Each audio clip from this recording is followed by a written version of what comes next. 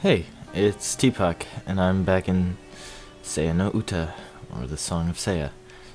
And we left off at our doctor's appointment. And yeah, Dr. Tanbo Ryoka has never had a more troublesome patient. That's not the button I should press.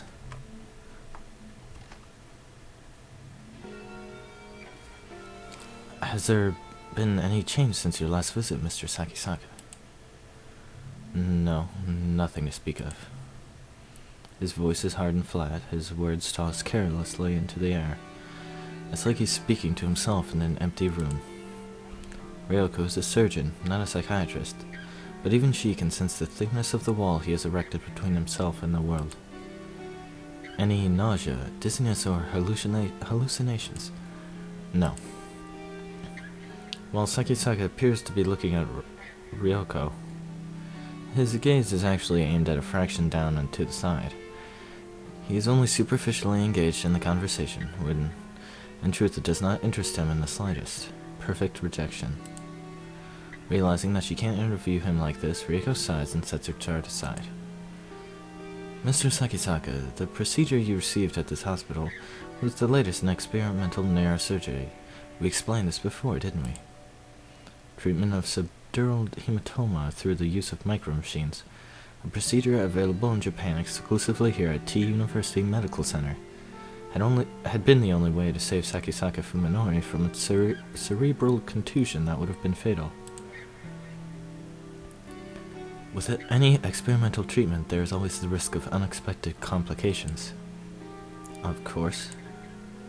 Sakisaka Fuminori's lips twist slightly in what might be a bitter or mocking smile, but it is gone before Ryoko can discern its meaning. Normally I would never say anything to frighten a patient, but there have been reports of serious neurological disorders post-surgery. We must continue to monitor your condition carefully. Hence these weekly checkups. If only he would take them a little more seriously. What the heck is that? What is going on? Oh. An ad started playing. Ad started playing in my, internet. What am I trying to say? Browser. Okay. Hence these weekly checkups. If only you would take them a little more seriously. How was last week's MRI? Sakisaka asks abruptly, as if to catch Ryoko off guard. MRI, magnetic resonance imaging, is a way for doctors to examine the brain in detail without opening the patient's skull. Surprised by Sakisaka's uncommon technical knowledge, Ryoko recalls his profile. Oh, that's right, you're a medical student, aren't you? The kind of anomaly you're worried about should show up in the MRI, right? Did you find anything? No. There was nothing, not the slightest hint of abnormal activity. For a procedure with such a low rate of success, the results have been nothing short of miraculous. However, something still bothers Ryoko. She can't shake the feeling that he's hiding something beneath his guarded exterior. Some terrible weight on his soul, perhaps. But if it is an inorganic problem, then there's nothing she can do as long as he refuses to explain it.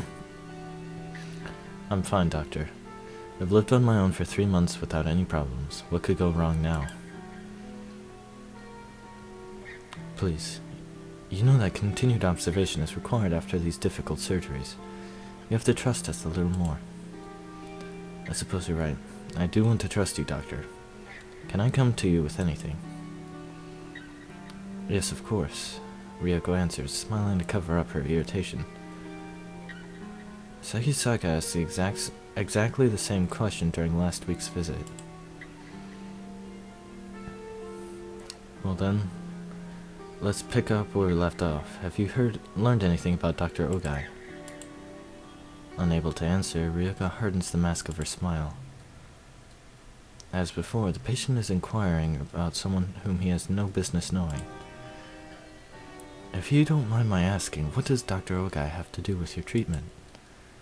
You just told me to trust you, and now you're keeping secrets. Ryoko is used to her patients treating her with hostility. After all, some degree of paranoia is natural when dealing with someone who holds your life in your hands.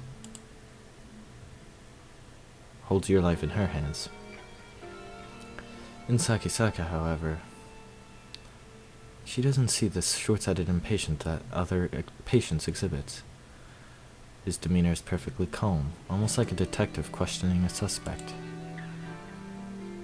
He left the hospital some time ago. I've never had any contact with him myself. Do you know why he left? Yes, I believe it was personal, Ryoko answers smoothly, her earlier hesitation gone. Having decided at the outset to lie, she has no trouble doing so with a straight face. But why do you keep asking about Dr. Ogai? Do you know him? Did you know that the doctor has gone missing? No. Ryoko realizes that her answer may have been a little too quick. She should have acted more surprised. I've recently become close with a relative of his. It was she who asked me to find him. A relative? Ryoko considers this with a frown. I didn't think Dr. Ogai had any relatives. Oh, who told you that? I heard it from a nurse, Ryoko replies, remembering that she had just claimed to have no contact with the man. I see, so the doctor was famous enough for nurses to gossip about him. He was an unusual man, I hear. But no one knows why he left the university? Ryoko falls silent, knowing that this isn't a topic she can brush away with a smile.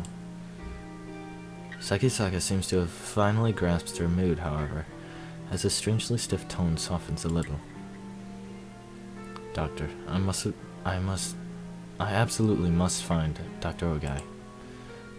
There's a girl who's lost without him. Can't you help me? Is this something the police should handle? Although she makes it sound like the most obvious thing in the world, the suggestion is actually a risky gamble. If Ogai Masahiko's disappearance becomes a police matter, then the university will be investigated. Everyone who is involved in the incident will be at risk of exposure. And of course, that includes Ryoko herself. She knows, however, that Sakisaka is unlikely to go to the police. First of all, his excuse is obviously a lie. They already made sure that Ogai had no relatives who might come looking for him, which is why they could bury the truth of what happened. But then how did Sakisaka, a mere patient, learn about Ogai? I'd be happy to help, but there's been no word from Dr. Ogai since he resigned last April. I can only assume that he's gone on an extended vacation. I see. Expecting resistance, Ryoko's surprised when Sakisaka backs down. She's still worried about his condition, and the mysterious link between him and Ogai Masahiko is only making her more uneasy.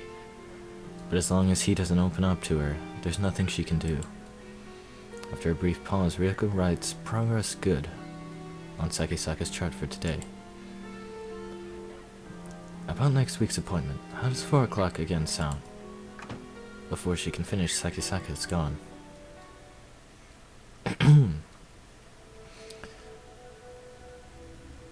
Sakisaka, you were kind of a dick back there, but I mean, you have some excuse. You see a pile of flesh and you kind of want to get out of there. It looks like someone sprayed the walls with pig guts from ceiling to floor. What color should the walls of the hospital be? White, of course. Excuse me. And to the creatures of rotten flesh shambling around me, I'm sure this hallway looks just as white as it should. I know intellectually that the walls are white. I know that the flesh beasts are really human. I'm the one with the problem, and it's because I've accepted this that I'm able to lead something approaching a normal life. Even if my university's medical department is nowhere near as good as T universities, I'm still a medical student specializing in neurology. I have a basic idea of what has happened to me, though it's hard to believe. This isn't a pathological condition. It's probably some form of agnosia unlike anything that has ever been studied before.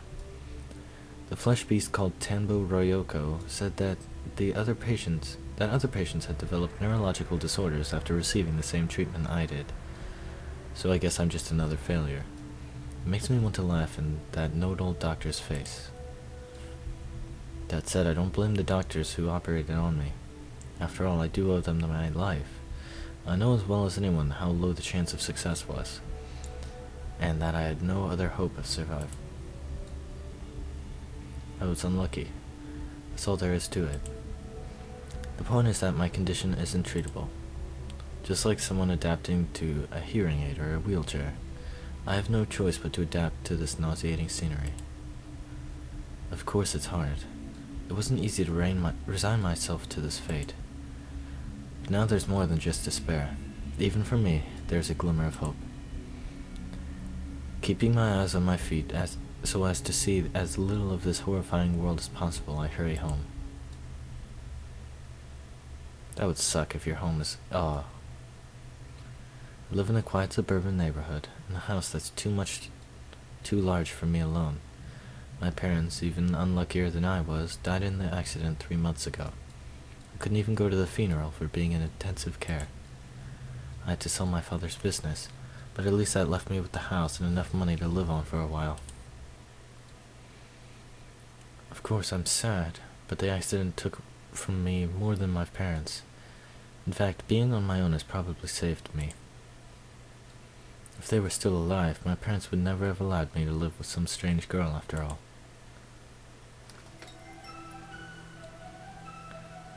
Welcome home. As I open the door, a bright voice greets me from the kitchen. The voice is beautiful and as clear as a bell, human. Its sweet sound washes the day's cacophony from my memory. I'm home, Seya.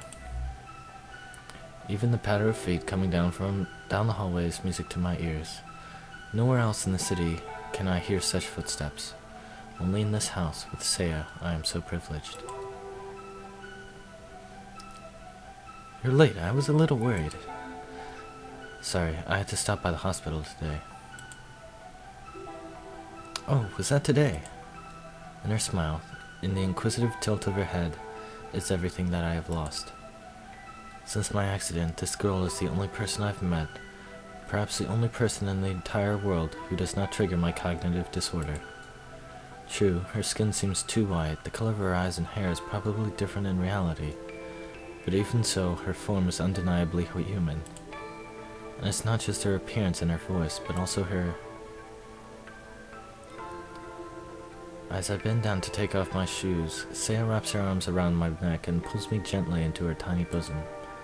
Her skin feels truly human, not cold or slimy, and from her hair wafts the sweet fragrance of a young girl.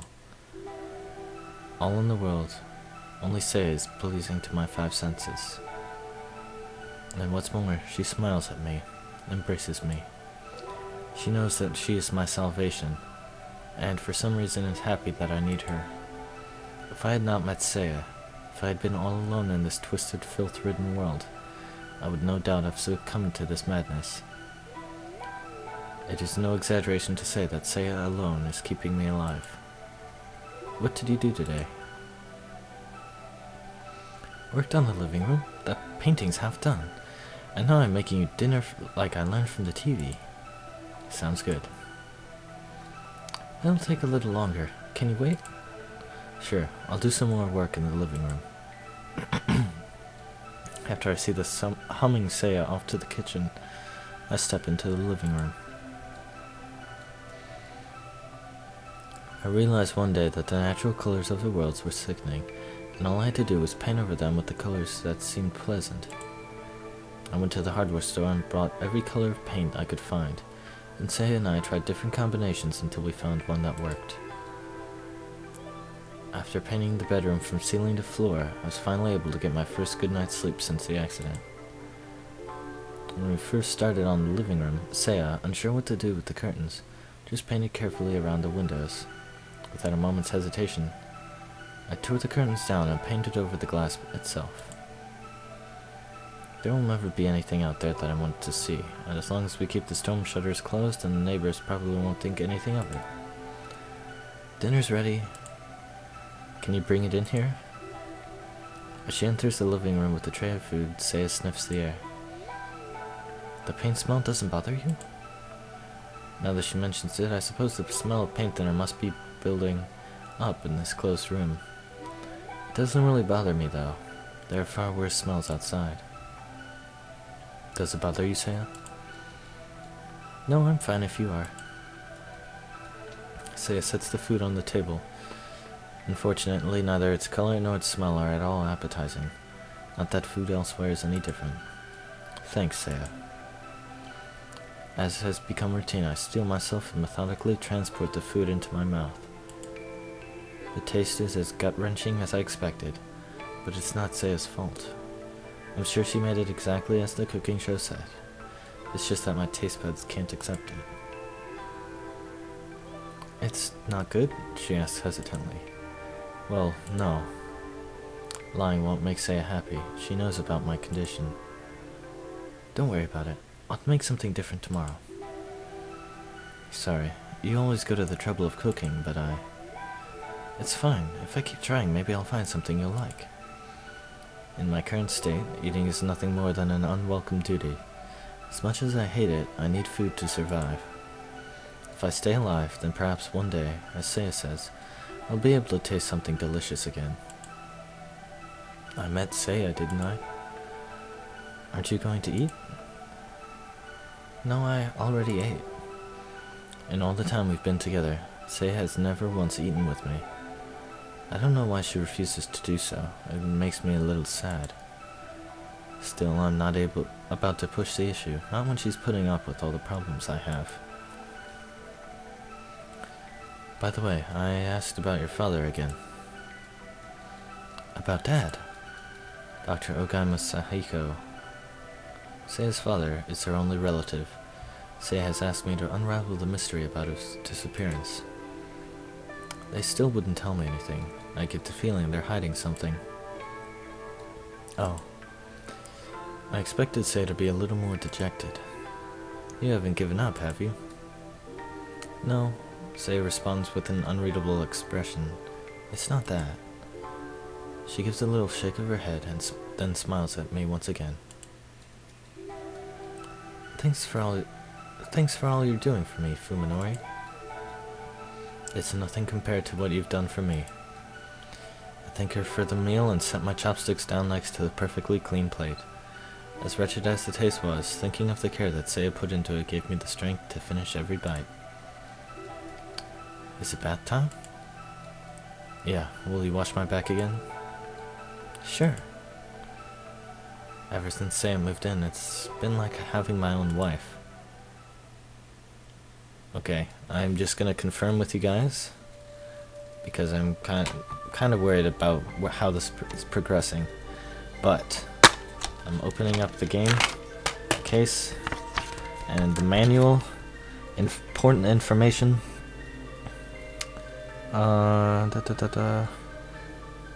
No character engaged in any sexually explicit activity is intended to be under 18 years of age.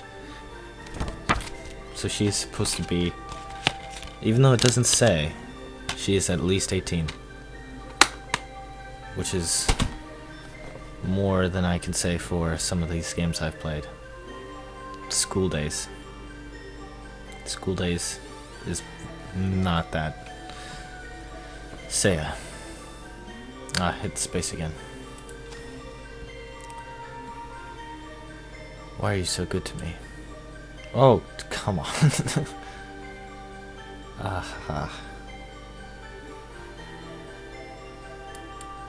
Seya's slender hips bounce up and down with an insatiable hunger. Each descent thrusting my manhood deep into the embrace of her hot, tight womb. Yes, yes, good. Hot, deeper. Who could imagine that her seemingly incorruptible body would ever glisten with a hot sweat of passion, or feast on pleasure with such bottomless lust?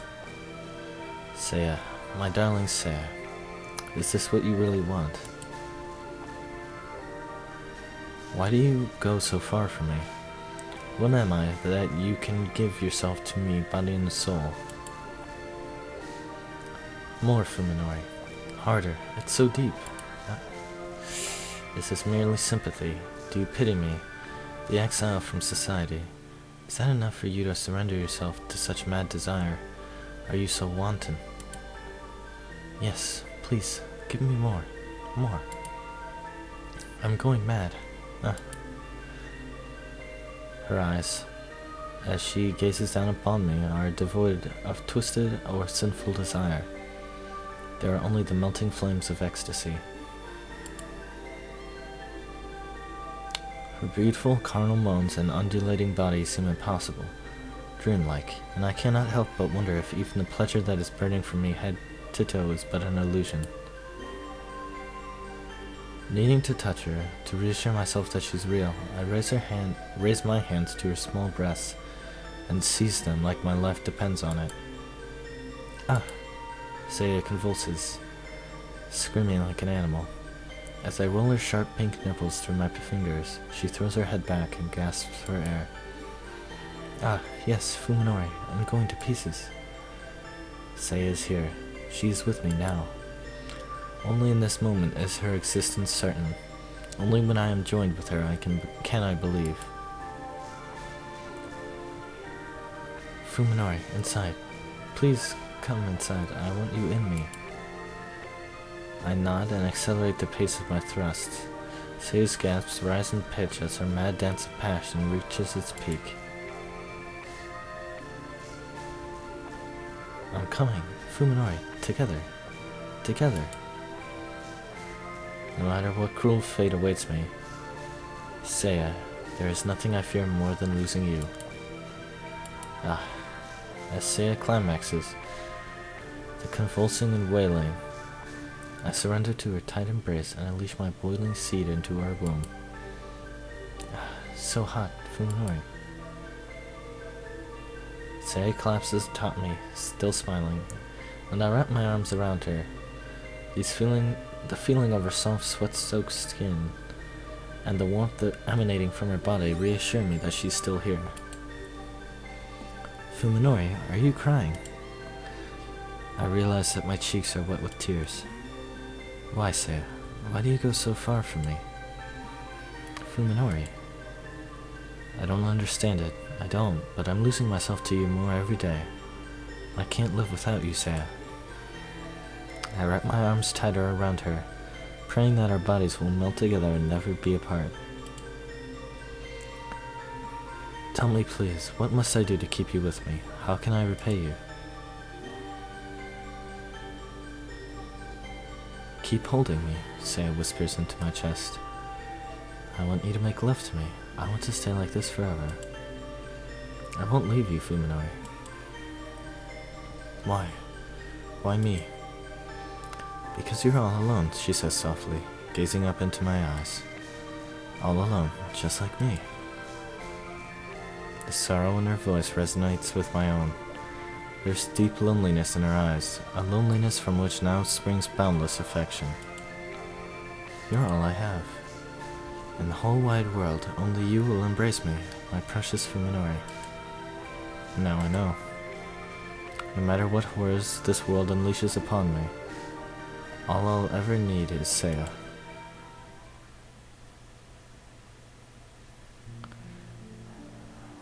Okay. Well, I'm gonna end it here for today, guys. Got a bit of censoring to do because I'm recording this pretty late today. But anyways, thanks for watching, and I'll see you next time.